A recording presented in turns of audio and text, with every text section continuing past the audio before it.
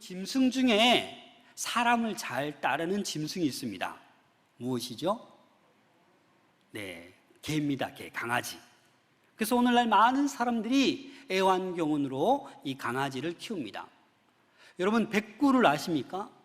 1993년도에 이 진돗개를 대전으로 팔았는데, 이 진돗개가 장장 7개월을 걸쳐서 그 300kg 되는 진도까지 주인을 찾아온 거예요. 여러분, 그 먼 거리를 이 백구 진돗개는 주인을 찾아간 거예요. 얼마나 충성스럽습니까? 그래서 우리나라의 이 진돗개가 이렇게 똑똑하고 충성심이 있다는 것을 이렇게 잘 알려져서 미국에서 군용견 전문 양성소에서 이렇게 세퍼드와 진돗개를 이렇게 같이 훈련했는데, 여러분, 이 세퍼드도 유명하지 않습니까? 1차 세계대전 독일에서 이 세퍼드가 큰 역할을 했거든요. 그래서 이 훈련을 시켜보았더니 세퍼드가 한 3개월 정도 소화할 훈련을 진돗개는 1개월 만에 다 그 훈련을 완성하는 거예요. 그래서 이 최종 결과를 발표했는데, 군용견, 경찰견으로 진돗개가 될 줄 알았는데 진돗개는 안 되고 세퍼드가 되었어요. 왜 그런지 아십니까? 진돗개가 참 똑똑하고 충성심이 많지만 한 가지 특징이 있어요. 한 번 주인을 섬기면 그 주인을 바꾸지 않는 거예요. 첫 번째 자기를 훈련한 그 훈련사가 자기의 주인인 거예요. 그래서 다른 군인이나 다른 경찰 손에 넘어가도 그 말을 듣지 않는 겁니다. 여러분, 무엇을 우리가 느낄 수 있나요? 짐승인 이 개도, 이 진돗개도 한 번 주인은 영원한 주인으로 바꾸지 않고 충성을 다합니다. 하물며 우리 인간은 어떻게 해야겠습니까? 우리도 사람이기 때문에 이 진돗개보다도 더 우리 주인이신 하나님께 충성해야 하지 않겠습니까? 그런데 의외로 이렇게 끝까지 믿음직스럽게 충성하는 것이 여러분 쉽지가 않습니다. 그래서 성경의 많은 인물들 가운데도 이 구약의 어떤 인물을 향해서 충성하였다, 충성되다라고 언급한 인물이 별로 없어요. 우리가 잘 알고 있는 노아 어떻습니까? 의인이요 당대의 완전한 자입니다.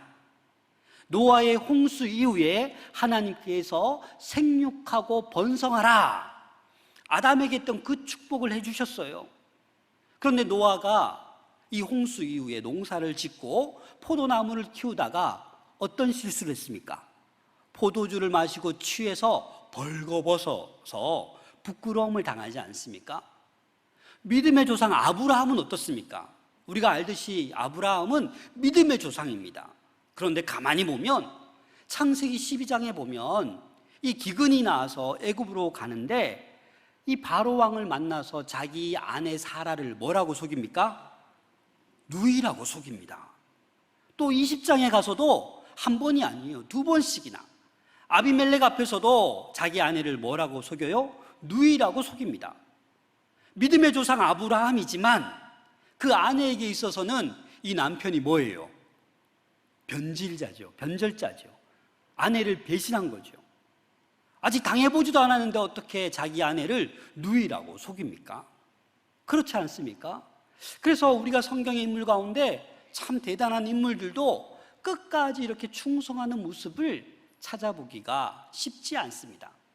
이 구약의 인물 가운데 2사람이 하나님께서 충성되다라고 언급한 사람이 있는데, 그 첫 번째가 바로 우리가 알고 있는 누구일까요? 모세입니다. 모세. 이 모세는 사실 혈기가 있어서 자기 동족을 죽이고 도망자의 신세였습니다. 그리고 이 하나님께서 부르실 때도 바로 응답하지 않고 이 핑계 저 핑계 대면서 아유 저는 안 돼요, 저는 말이 둔해요, 뭐 이런 핑계 대면서 거절했어요. 그런데 마침내 하나님의 말씀을 받아들이고 순종했을 때 모세는 어떻게 됩니까?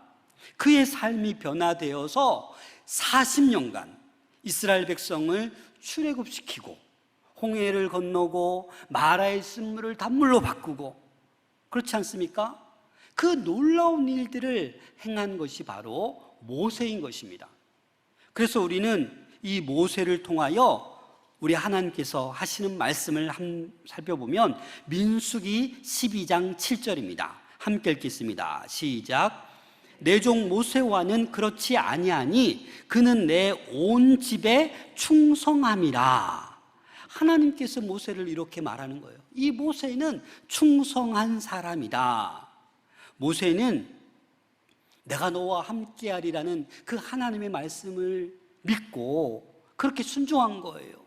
만나와 메추라기를 또 내려주는 경험도 하고, 날이 멀다 하지 않게 날마다 불평하는 이스라엘 백성을 이 모세는 어떻게 해요? 믿음직스럽게 끝까지 이스라엘 백성을 인도한 충성된 사람이었다라는 겁니다. 또 한 사람이 더 있습니다. 누구일 것 같습니까? 바로 우리가 잘 알고 있는 다니엘입니다. 이 다니엘은 어린 나이에 바벨론 포로로 10대에 잡혀갑니다. 여러분들이 잘 알다시피 이 다니엘이 어떻게 합니까? 왕의 기르진 음식을 거부합니다. 그리고 풀무불에 던져지는 그런 두려움 앞에서도 하나님을 의지하는, 하나님의 은혜 속에 거하는 그러한 다니엘이었습니다.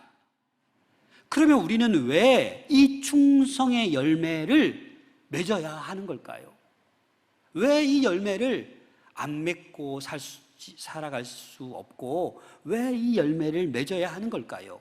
고린도전서 4장 1절 2절입니다. 함께 읽겠습니다. 사람이 마땅히 우리를 그리스도의 일꾼이요 하나님의 비밀을 맡은 자로 여길지어다. 그리고 맡은 자들에게 구할 것은 충성이니라. 아멘. 우리를 뭐라고 표현합니까? 그리스도의 일꾼이다라고 얘기하고 있습니다. 여러분, 이 일꾼이라는 이 헬라어 단어를 보면 휘페테레테스라는 단어입니다. 이 합성어예요. 어떤 합성어냐? 휘포, 뭐뭐 아래에, 에레소라는 노를 젓다. 이 말은 뭐냐? 아래에서 노를 젓는 사람이 뭐예요? 일꾼이에요. 그 당시 로마 세계에 있어서 중죄인, 그리고 가장 비천한 노예가 감당했던 일이 뭐냐면 배 밑바닥에서 노를 젓는 거예요. 노를 젓는 거. 그래서 이 로마 당시 이 노를 젓게 되면 죽을 때까지 이 노를 젓어야 되는 거예요. 죽지 않는 이상 이 노 젓는 일을 멈출 수가 없어요. 그래서 여러분 혹시 배너 영화 보셨습니까? 배너가 배 밑바닥에서 이 북소리에 맞춰서 이 노를 젓는 일, 이 죽도록 이 일을 해야 되는 그 신세에 처하게 되지 않습니까? 이 노예는, 배 젓는 노예는 어디로 가는지, 얼마만큼 왔는지 전혀 알 수가 없는 거예요. 그냥 노만 젓는 게 일꾼이에요. 이 단어의 의미가 점점 넓은 의미로 사용되면서 충성을 다하는 오늘 고린도전서 4장 말씀에 일꾼, 그리스도의 일꾼, 이 단어가 사용된 것입니다. 그래서 우리 그리스도의 일꾼인 저와 여러분들은 어떻게 해야 되는 겁니까? 그냥 예수님이 시키시는 대로, 예수님이 말씀하시는 대로 그렇게 순종하며 살아가는 거예요. 그게 바로 충성된 그리스도의 일꾼이다라는 겁니다. 언제까지요? 끝까지요. 천국에 이를 때까지요. 죽을 때까지 우리는 믿음직스러운 그런 일꾼으로, 노를 젓는 그러한 하나님의 백성으로 살아가야 한다라는 것입니다. 여러분, 예수님의 제자 가운데 수제자가 누구죠? 베드로입니다. 예수님이 잡히시기 전에 베드로가 뭐라고 호언장담했냐면, 예수님이 죽으시면 저도 함께 죽겠습니다 라고까지 얘기했는데 예수님이 체포되자 모든 제자들이 도망갔어요. 다 도망갔어요. 그런데 이 베드로를 가만히 보면 도망간 것도 아니고 예수님과 함께한 것도 아니에요. 마태복음을 가만히 읽어보면 멀찍이서 예수님을 따라갑니다. 여러분, 베드로가 왜 그런 행동을 하겠습니까? 다른 제자들처럼 도망가자니 예수님께 좀 죄송한 거예요. 그래도 수제자인데 내가 같이 죽겠노라고 했는데, 그래서 멀찍이 예수님을 따라가는 거예요. 예수님이 어떻게 되나 보자. 그리고 또 어떻게 합니까? 동행하고 그 십자가의 길을 함께 가자니, 체포되자니 죽을까 봐 이 베드로는 두려웠던 거예요. 그래서 멀찍이 그냥 예수님을 부인하며 따라갔던 이 베드로의 모습입니다. 예기치 못한 상황 속에서 이 베드로는 끝까지 충성되지 못한 그러한 모습을 보여주고 있는 것입니다. 이 베드로의 모습이 저와 여러분들의 모습입니다. 하나님이 불러주셨는데, 성도로 불러주셨는데, 제자 삼아주셨는데 적당히 거리를 두고 하나님이 직분 주셨으니까 어느 정도까지만 내가 해야겠다. 또 너무 적극적으로 하려니 힘들고 어렵고 두려워서 그냥 멀찍이 서서 주의 직분을 감당하고 있지는 않습니까? 이 성령의 열매 충성이 있다라는 것은 주님과 나 사이에 거리감이 없어지는 거예요. 어떻게 멀찍이 눈치 봐가면서 신앙생활하는 것이 아니라 예수 그리스도가 우리 안에 계시고 성령이 내주하심으로 말미암아 언제나 어떤 상황이 와도 믿음직스럽게 그 일을 감당하는 게 이 성령의 7번째 충성의 열매를 맺는 것입니다. 우리 모든 성도들이 이 충성의 열매를 맺어갈 수 있기를 소망합니다. 그래서 이 베드로가 변하지 않습니까? 예수님의 부활을 목격하게 되고 성령의 충만함을 받은 다음에 이 베드로가 어떻게 변합니까? 목숨 걸고 복음을 전합니다. 그 설교가 변화됩니다. 그리고 마지막에 어떻게 죽습니까?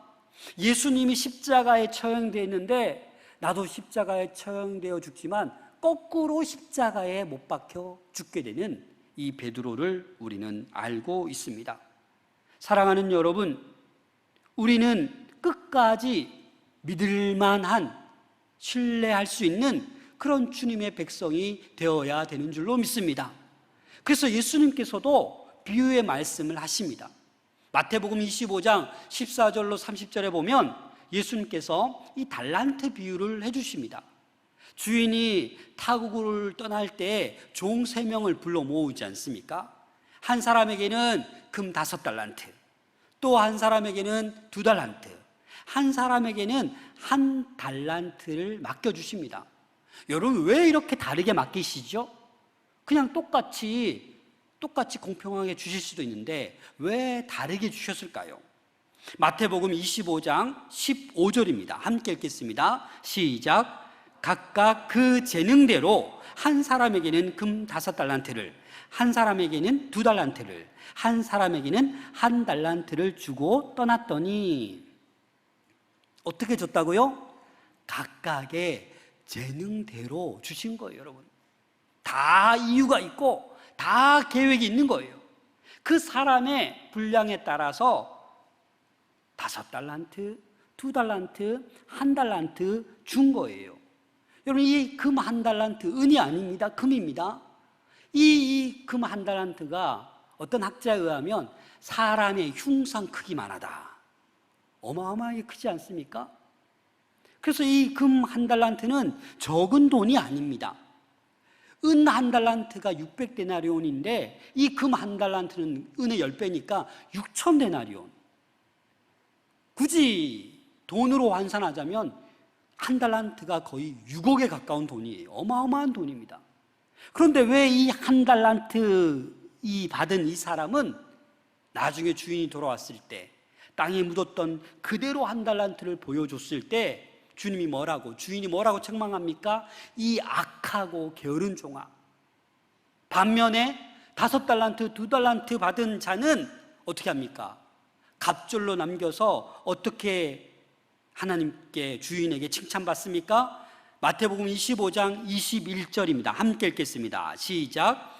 그 주인이 이르되 잘하였도다. 착하고 충성된 종아, 내가 적은 일에 충성하였음에 내가 많은 것을 내게 맡기리니 내 주인의 즐거움에 참여할지어다 하고, 5달란트 남긴 자에게 이런 말을 했고, 2달란트 남긴 자에게도 23절에 보면 한자도 틀리지 않게 똑같이 말하였습니다. 착하고 충성된 종아, 작은 일에 적은 일에 충성하였기 때문에 내 주인의 즐거움에 참여할 거다. 여러분, 이 5달란트, 2달란트 받은 이 충성된 종, 특징이 있습니다. 그 특징이 뭐냐면, 그 첫 번째가 주인에 대해서 올바른 인식을 가지고 있었어요. 반면에 1달란트 받은 자는 이 주인의 뜻, 주인의 어떤 그 의식을 잘못 이해하고 있었습니다. 마태복음 25장 24절 25절 말씀을 함께 읽겠습니다. 시작. 1달란트 받았던 자는 와서 이르되 주인이여, 당신은 굳은 사람이라 심지 않은 데서 거두고 해치지 않은 데서 모으는 줄을 내가 알았으므로 두려워하여 나가서 당신의 달란트를 땅에 감추어 두었었나이다. 보소서, 당신의 것을 가지셨나이다. 여기서 여러분, 굳은 사람 보십시오. 이 1달란트 받은 사람은 주인이 어떤 사람으로 본 거예요? 굳은 사람으로 본 거예요. 이 영어 성경을 여러 개 살펴봐도 하드맨, 이 굳은 사람이라고 표현합니다. 원어로 보면 스클레로스라는 단어를 쓰는데 어떤 의미가 있냐? 무섭고 강한 사람. 새한글 성경에 보면 지독한 사람으로 번역했습니다. 그래서 이 1달란트 받은 사람은 이 주인에 대해서 어떻게 인식하고 있어요? 무서운 사람, 강한 사람, 지독한 사람. 내가 이 1달란트를 잘못 투자했다가 손해보면 나는 큰일 난다. 그래서 본문에서도 두려워하여 라고 하고 있는 거예요. 주인이 두려운 거예요. 주인이 달란트를 맡긴 것은 마음껏 자유롭게 해보라는 거 아닙니까? 손해봐도 책망하지 않으실 분 아닙니까? 그런데 주인을 잘못 인식해서 그대로 그 당시 풍습대로 이 큰 1달란트를 땅에 묻었다가 그대로 가지고 왔다라는 겁니다. 왜 그렇습니까? 두려움 때문입니다. 그리고 이 충성된 이 종들의 특징은 자신의 정체성을 알고 있었어요. 내가 청지기로서 이 맡겨준 달란트를 어떻게 해야 되는지 알고 있었다라는 겁니다. 1달란트 받은 이 종은 그냥 보존하는 데 의미가 있었고, 다른 종들은 어떻게 해요? 적극적으로 더 남기려고 그것을 열심히 사용했다라는 겁니다. 안전이 아니라 적극적으로 나섰다라는 겁니다. 하나님께서 저와 여러분들에게 원하시는 것도 바로 이겁니다. 저와 여러분들에게 재능을 주셨습니다. 달란트를 주셨습니다. 건강을 주시고, 시간을 주시고, 물질을 주시고, 직장을 주시고, 사업장을 주시고, 직분을 주시고, 지식을 주셨습니다. 이걸 어떻게 하라고요? 하나님, 제가 무리하지 않을게요. 가만히 이렇게 주님 예배하다가 저 홀로 천국 갈게요. 이게 바로 책망받을 일이라는 거예요. 하나님께서 죄인인 우리를 구원해 주셨습니다. 왜요? 다른 사람을 구원하도록. 오늘날 많은 성도들이 야성을 잃어버렸습니다. 너무나도 복음에 약해져 있습니다. 여러분, 야성을 회복할 수 있기를 소망합니다. 하나님이 주신 재능, 달란트를 마음껏 활용할 수 있기를 소망합니다. 왜요? 때가 되면 이거 다 돌려드려야 돼요. 여러분들 것이 아니에요. 욥이 어떻게 고백했습니까? 욥기 1장 21절에 보면 내가 모태에서 알몸으로 나와 싸운즉 또한 알몸으로 돌아갈지어다, 이렇게 고백했습니다. 그렇습니다, 여러분. 우리는 하나님께서 부르시면 알몸으로 돌아갈 그날밖에 남지 않았습니다. 그렇기 때문에 우리는 천국 가는 그날까지 열심히 우리의 재능을 발휘하셔야 되는 거예요. 세상에는 은퇴가 있습니다. 은퇴가 되면 가만히 있어야 돼요. 그러나 여러분, 믿음 생활에는 은퇴가 없습니다. 물론 교회에서도 직분자들이 때가 되면 은퇴하지만 그건 그냥 하나의 절차일 뿐이지 우리는 은퇴가 없는 거예요. 죽는 그날이 은퇴인 겁니다. 그래서 신약에서도 가장 충성된 사람을 찾아보면 누구입니까? 바로 사도 바울입니다. 디모데후서 4장 7절 함께 읽겠습니다. 시작. 나는 선한 싸움을 싸우고 나의 달려갈 길을 마치고 믿음을 지켰으니. 뭘 지켰다고요? 믿음을 지켰다고요. 충성을 지켰다고요. 나의 달려갈 길 끝까지 달려갔다라는 겁니다. 누구든지 결승선 앞에서 멈춰 서면 안 됩니다. 그 결승선을 통과해야 됩니다. 바울은 그렇게 끝까지 믿음을 지켰고 믿음직스럽게 충성되이 달려갔기 때문에 뭐라고 고백합니까? 의의 면류관을 받았습니다. 사랑하는 여러분, 이 바울은 원래 죄인이었습니다. 비방자요, 박해자요, 폭행자였습니다. 죄인 중에 괴수였던 바울이었습니다. 하지만 그 삶이 변화되자 모든 것을 배설물로 여기고 어떤 핍박과 어떤 환경에서도 복음 전하는 것이 가장 행복한 일이었습니다. 그래서 마침내 끝까지 복음을 전하고 그 사명을 감당했던 바울입니다. 여러분, 바울이 충성스러워 보여서 바울을 선택한 게 아닙니다. 디모데전서 1장 12절을 함께 읽겠습니다. 시작. 나를 능하게 하신 그리스도 예수 우리 주께 내가 감사함은 나를 충성되이 여겨 내게 직분을 맡기심이니. 나를 충성되이 여겨. 여기에 집중하시길 바랍니다. 여러분들이 충성스러워서 뭘 맡긴 게 아니라는 거예요. 그냥 우리를 충성되이 여겨주셔서 직분을 맡기신 거예요. 찬양대의 직분을 맡겨주신 거예요. 교사의 직분으로, 집사로, 성도로, 권사로, 장로로 하나님께서 직분을 맡겨주신 거예요. 자격이 되어서 맡겨주신 게 아니라고요. 그냥 충성되이 여겨주셔서 부족함에도 불구하고 맡겨주셨다라는 거예요. 시간과 물질과 은사와 직분과 모든 것을 주셨습니다. 한 방향 주를 위해, 복음을 위해, 하나님의 비밀을 맡은 자로서, 복음의 비밀을 맡은 자로서 그 사역을 감당하며 사명을 감당하며 살아가는 우리 모두가 되어야 하겠습니다. 잠언 25장 13절 말씀을 함께 읽겠습니다. 시작. 충성된 사자는 그를 보낸 이에게 마치 추수하는 날의 얼음 냉수 같아서 능히 그 주인의 마음을 시원하게 하느니라. 아멘. 세 번역으로 제가 다시 읽어드리겠습니다. 믿음직한 심부름꾼은 그를 보낸 주인에게 무더운 추수 때에 시원한 냉수와 같아서 그 주인의 마음을 시원하게 해준다. 이 무더운 여름이지만 저와 여러분, 사랑하는 모든 권속 여러분, 주님의 마음을 시원하게 해드리는 그런 얼음 냉수처럼 인정받는 여러분들 될 수 있기를 소망합니다.